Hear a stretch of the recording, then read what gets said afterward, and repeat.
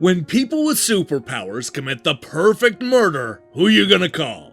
No, this is not a job for Professor X, but rather the Phenomana Bureau, London's leading paranormal investigators. This scrappy team is at the center of Staffer Case, a supernatural mystery adventure, a new Switch game that puts you in the shoes of a detective solving a series of superpowered crimes. Set in the 1960s, we follow a promising young detective named No Trick Case, a London transplant from New Mexico that has traveled across the Atlantic to take a promising new job at the Mana Affairs Division of the Phenomana Bureau.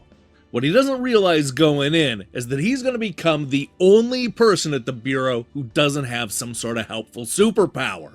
In a world filled with people who can pull off the most incredible supernatural abilities, No Trick is just a regular man with a pen curled in his blonde locks.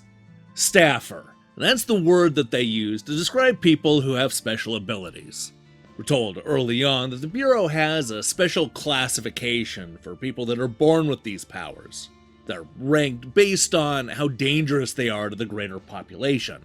It's up to No Trick and his team of detectives to investigate crimes committed by and against these staffers, unraveling a series of murder mysteries that seem unrelated at first, but will eventually all come together in a really fun way. Staffer Case comes with 5 different murder mysteries to solve, each with their own cast of colorful characters and suspicious suspects.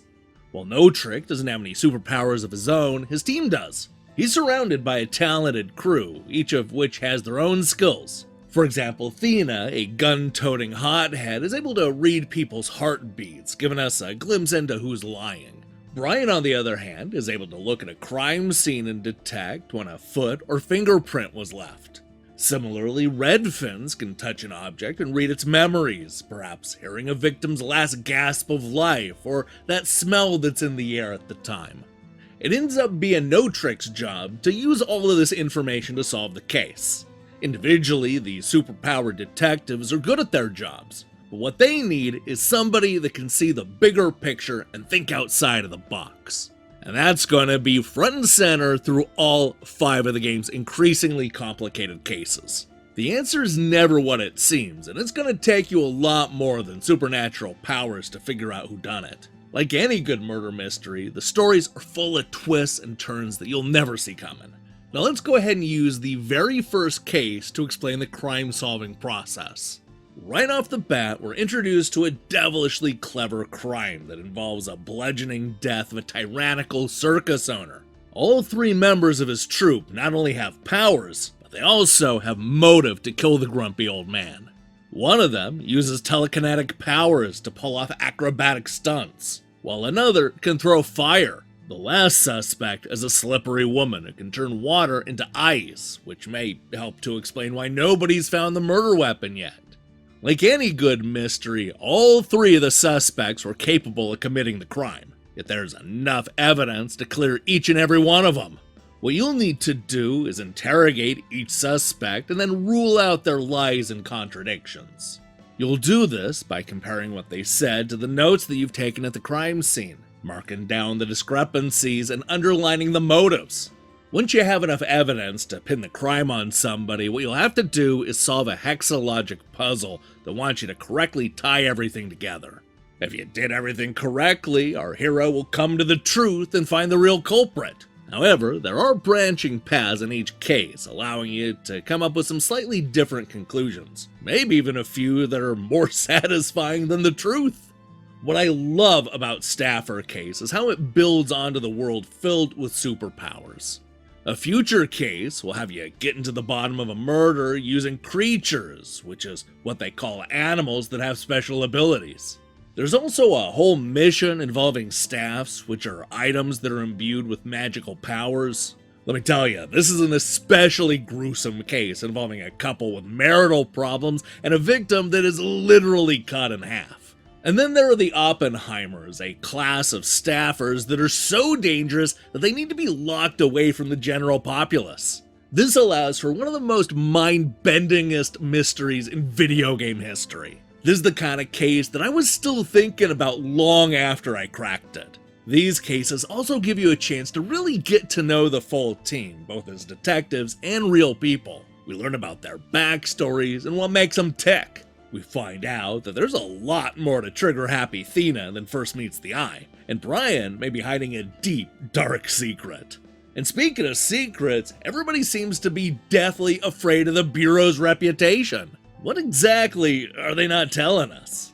By the time you solve the final case, you're never going to be able to look at the job the same way. Now, I went into this game excited to see if I could figure out the big reveals before anybody else, but I ended up genuinely caring about the people at the Bureau. The game gives No Trick a lot of time to just chat with his colleagues, both about the case and just personal stuff. And it helps that the game's surprisingly long. It does both the exciting bits and the calm moments really well, letting the story breathe at times. And then, just like that, we're right back into the thick of things, solving puzzles and interrogating suspects. Simply from a writing perspective, none of these cases went the directions that I thought they were going to go. They know that we're coming in fully versed on all the murder mystery cliches. And as such, the game works overtime to distract us in one direction, all while the real solution is somewhere in the shadows. I'm telling you, the final few stories are especially strong, setting up some extremely clever twists and reveals. The addition of people with superpowers really adds a lot of fun new elements to the mystery. It forces us to think about each crime differently, factoring in what each suspect could or could not get away with. It's also worth mentioning that there are a couple of side stories included in the package that help to flesh out even more of the lore. The first story gives us the backstory of Thena and a new female character. It takes place a few years before No Trick shows up, revealing some crucial information about some of the Bureau's hardest workers. The second side story is called Preparation, and it connects with the fifth case and ties up some loose ends. It's a nice bit of story that adds even more context to the grand finale. And then there's Staffer Reborn, a completely separate spin-off game with a new cast of characters and one very unique problem. It revolves around an old man who, well, can't stop dying. He's stuck in this never-ending cycle of dying and then coming back to life. His powers prevent him from passing away, but he's also so weak that he can't live any longer. It's a hellish conundrum, but maybe there's hope because a young investigator intends to get to the bottom of all of this. Although tonally very different from Staffer Case, the spin-off does an excellent job of adding even more depth and intrigue to this fictional world. Now, one thing that I do need to mention is that despite there being voice acting across all of the cases, the side stories, and even the spin-off, it's all in Japanese. There's no English voice acting in this game. Thankfully, the written dialogue and the puzzles are all in English, but you may find that the voice acting is a little bit jarring at first. Despite not understanding a word that was being said, I ended up loving a lot of the performances, especially Thena's. You can turn the voice acting on or off. I chose to leave it on. I think it adds to the experience. Visually, Staffer Case looks great. It takes the visual novel path of mostly giving us still images of the characters, usually in expressive positions. We get a lot of cool looking backgrounds and some real style to the crime scenes. I also really like the different types of puzzles and how they mix things up with Staffer Reborn. There's just a lot of variety here, and you're going to need to be on your toes if you want to tie up all the loose ends. More than anything else, Staffer Case is just a great murder mystery. The supernatural elements help to keep the cases fresh, shaking up a lot of the cliches and subverting your expectations every step of the way. It really is the perfect kind of game for the Switch, especially as a handheld adventure. You can pick away at it at your own pace and then ponder the mysteries between sessions, truly becoming immersed in the amazing world building.